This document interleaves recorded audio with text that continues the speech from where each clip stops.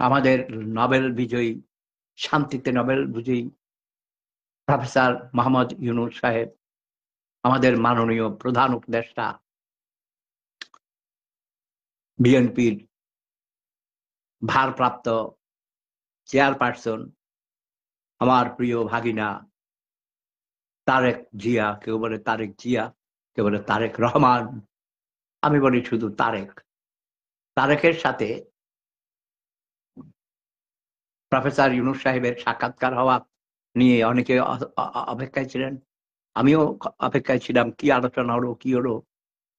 আমি জানি কি আলোচনা হবে। সৌজন্য সাক্ষাৎকার, এটা ব্যক্তিগত সাক্ষাৎ, এটা কোনো এজেন্ডা ভিত্তিক কোনো আলোচনা আগে থেকে ঠিক করা হয়নি। সৌজন্য সাক্ষাৎকার বলতে পারেন।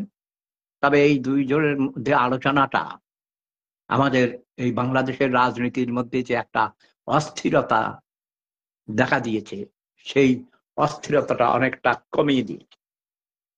অনেকে মনে করেছেন প্রফেসর ইউনূস সাহেব নির্বাচন দিবেন না, তিনি জোরপূর্বক ক্ষমতা দখল করে রাখবেন, যেন তেন প্রকারণে সংস্কারের কথা বলে বিভিন্ন দোহাই দিয়ে। আসলে ওনাকে যদি সেই সুযোগ দেওয়া হয়, তিনি যদি ভালো কাউকে পান, আমাকে বলেছে আপনি আসেন, আপনি দায়িত্ব নেন, আমাকে ছেড়ে দেন, আমার অন্য কাজ আছে। আমি বলেছি না না না না, আমাকে এরকম ৩,০০০টা পৃথিবী একসাথ করে দিল, আমি ওইসব দায়িত্ব নিব না।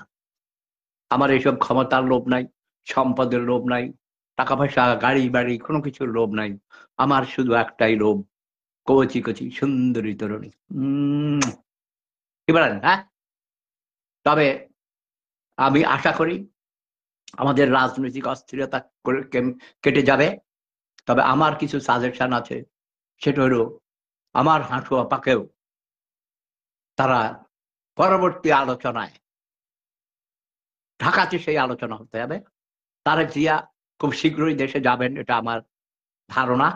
তার বিরুদ্ধে আর কোনো মামলা নেই, এবং প্রফেসর মোহাম্মদ ইউনূস সাহেবও তাকে দেশে যাওয়ার জন্য আমন্ত্রণ জানিয়েছেন, বলেছেন আপনি আসেন, আপনি আসুন। আপনি করে বলতে হয়, কারণ এটা তো প্রোটোকলের ব্যাপার, একটা পার্টির প্রধান, তাই না? সেই জন্য। কিন্তু আমি তারেক জিয়া প্রাইম মিনিস্টার হইল, আমি বলবো কি কি খবর মামু, কেমন আছো মামা, ভালো আছো, তাই না? আচ্ছা যাক, তারপরে আমি বলবো যে আমার হাঁটু আপাকেও ডেকে নিয়ে যান, তার বিরুদ্ধে মামলা চলছে, মামলার রায় হবে, প্রসেস হবে, তাকেও কোর্টে আত্মসমর্পণ করার সুযোগ দিন, তিনিও আইনের আশ্রয় নেবেন এবং তার সাথেও আলোচনা করতে পারেন।